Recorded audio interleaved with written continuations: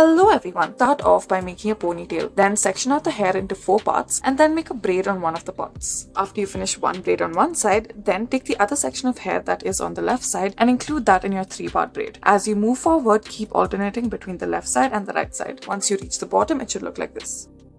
For our next hairdo, add some lace on the head in the center and then section out a portion of hair in the front. Make a braid using that as one of the sections of hair in your 3-part braid. Do this on either side and then roll up a braid at the back to make a bun. The rest of the lace can be rolled up with the bun as well. Add a bow.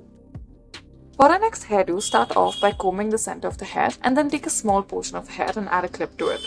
Right next to it, take another section of the hair and add another clip. Then take another section right next to it, twist it, and then add a clip. Repeat this until you reach the bottom and then add a rubber band. And then take another rubber band, add it to the bottom.